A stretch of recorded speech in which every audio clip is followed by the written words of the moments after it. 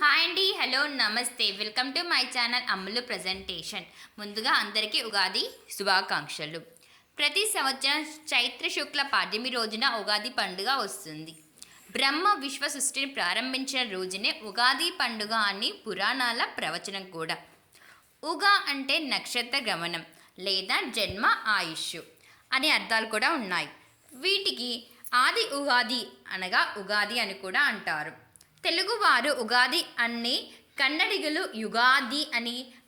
శిశిర ఋతువు ఆకురాలు కాలం. శిశిరం తర్వాత వసంతం వస్తుంది. చెట్లు చిగురిచ్చి ప్రకృతి శోభయామానంగా ఉంటుంది. కోయిలలు కుహు కుహు అని పాడుతాయి. ఉగాది రోజు నుండే తెలుగు సంవత్సరం మొదలవుతుంది కాబట్టి ఇది తెలుగువారి మొదటి పండుగ. ఉగాదిని ఎలా జరుపుకుంటారు? ఉగాది రోజున కొత్తగా పనులు ప్రారంభించుట పరిపాటి. ఆ రోజున ప్రాతకాలమున లేచి ఇల్లు వాకిళ్ళు శుభ్రపరచుకుంటారు. ఇంటి గుమ్మాలకు మామిడి తోరణాలు కట్టి అలంకరిస్తారు. తలంటి స్నానం చేసి కొత్త బట్టలు ధరించి పచ్చడితో దినచర్య ప్రారంభిస్తారు. పంచాంగ శ్రవణం వింటారు. అసలు ఏంటండి పంచాంగ శ్రవణం? అసలు దాని కథ ఏంటి తెలుసుకుందామా? మనకు తెలిసిన ఖగోళ శాస్త్రం ఆధారంగా ఏ గ్రహాలు ఏ రాశులు సంచరిస్తున్నాయో లెక్కించి ఆ ప్రకారం ఫలితాలను అంచనా వేయడమే పంచాంగ ప్రధాన ఉద్దేశం. పంచాంగం అంటే 5 విభాగాలని అర్థం.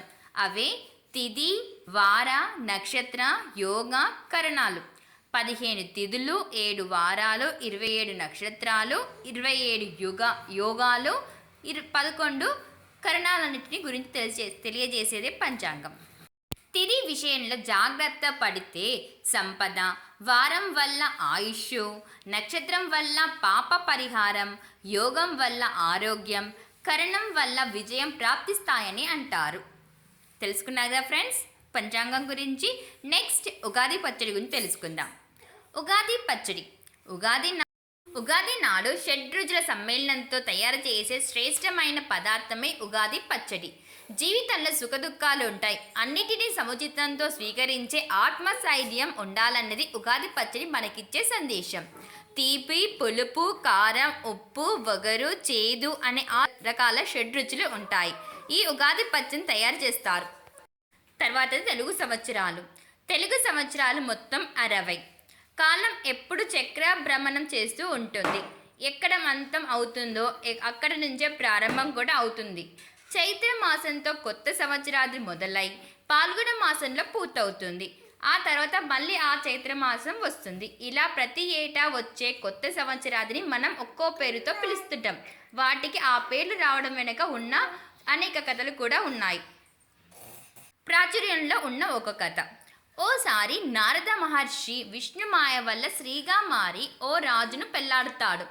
వారికి 60 మంది పుత్రులు జన్మిస్తారు. కానీ ఓ యుద్ధంలో వాళ్ళంతా మరణిస్తారు. అప్పుడు నారద మహర్షి నారాయణునితో ప్రార్థిస్తూ, నీ పిల్లలు 60 సంవత్సరాలుగా కాలచక్రంలో తిరుగుతుంటారు. అలా వారి పేర్లు చిరస్థాయిగా నిలిచిపోతాయి అని వరమిస్తాడు. అవే ప్రస్తుతం తెలుగు సంవత్సరాలుగా వాడుకలో ఉన్నాయి. మరో కథనం ప్రకారం శ్రీకృష్ణుడి భార్యల్లో సందీపని అనే రాజకుమారికి 60 మంది సంతానం. వారి నామాలని తెలుగు సంవత్సరాలకు పెట్టారని కూడా అంటారు. ఇలా ఒక్కో కథ కూడా ప్రాచుర్యంలో ఉంది. ముందుగా అందరికీ అమ్ములు ప్రజెంటేషన్ తరపున ఉగాది శుభాకాంక్షలు. మీకు కనుక ఈ వీడియో నచ్చినట్లయితే లైక్ చేయండి, షేర్ చేయండి, సబ్స్క్రైబ్ చేయండి. Thank you.